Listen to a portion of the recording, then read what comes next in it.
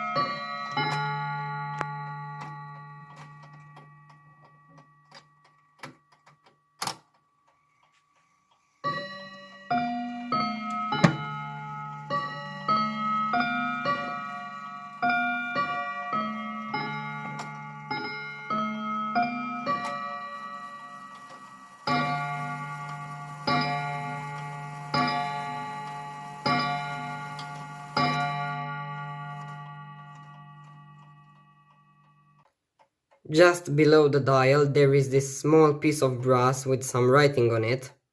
It says, "A token of appreciation to Mr. T. Little from Annesley Traffic Dept in May 1944. So maybe when this guy left the team, they offered him this clock, which is very nice. And this is the original key. And this is a small envelope with a receipt and the original instructions of this clock. I'll show ya. These are the papers that I was talking about.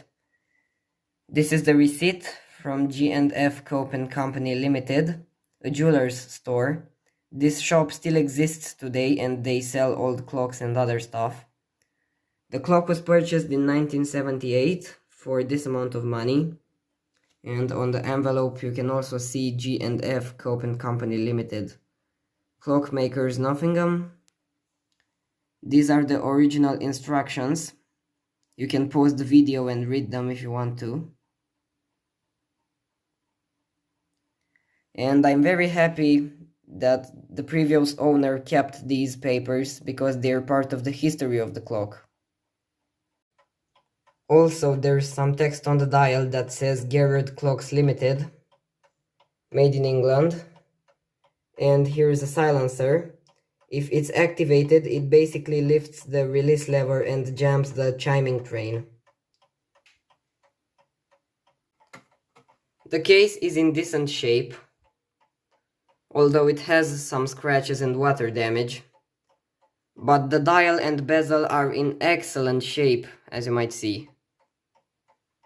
And yes, I'm aware it's missing its hand nut, but the minute hand is almost friction fit, and no, it's not a replacement. This is the movement viewed from the rear. It's a massive free-train Westminster chiming movement with thick plates and thick pillars. This is the pendulum bob. And here is the Garrard trademark and two patent dates from 1931 and their serial number, and made in England. It has a recoil escapement that I can't show, and this is it in action. I can't see what I'm doing.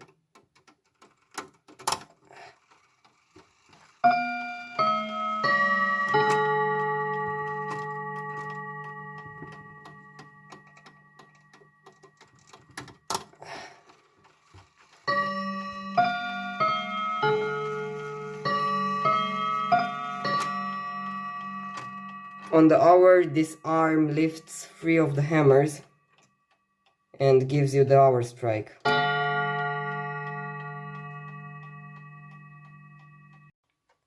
This is the front of the movement. Here are all the levers that control the striking and chiming.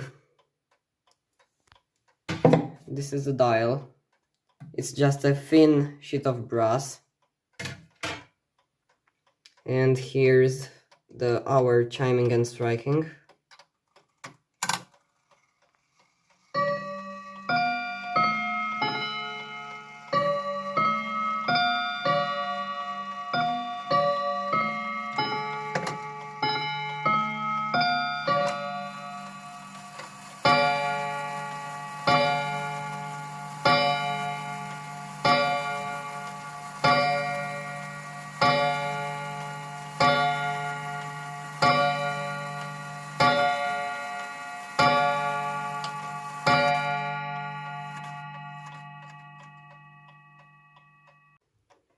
This clock has a self-correction mechanism similar to the one that Hermle uses.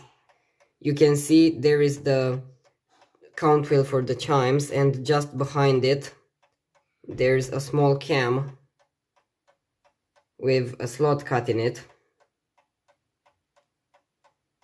And now I'm going to show you how it works. Oh, the silencer was on.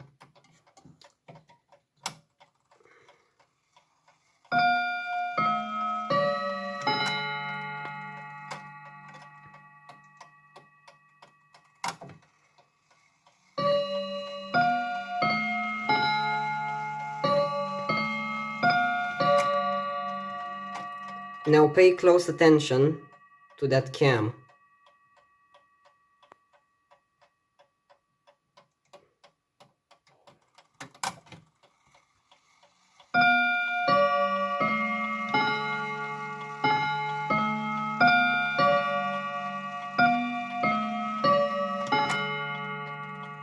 You can see there's a small arm that comes from behind the front plate, and it fell into that slot.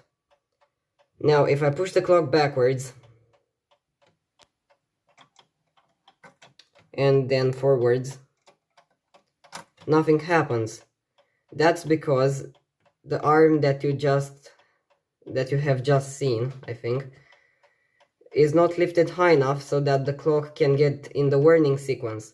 That arm interacts with a small lever behind the front plate that interacts with the warning pinion on the second or third wheel, and that's why the clock won't chime. And also, this is a small drawing of the star wheel. Yes, I turned the light off. You can see that one of the points, this one, is bigger than the other three. That's because it will lift the release lever higher so that the clock can get in the warning sequence. Take a look. That was the warning.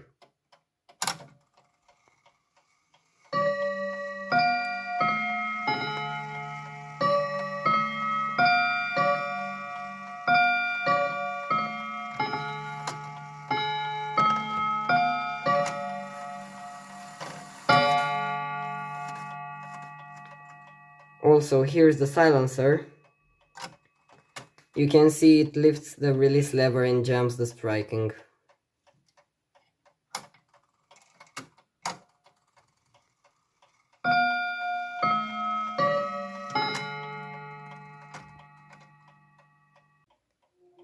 Okay, so that's all for today. See you next time.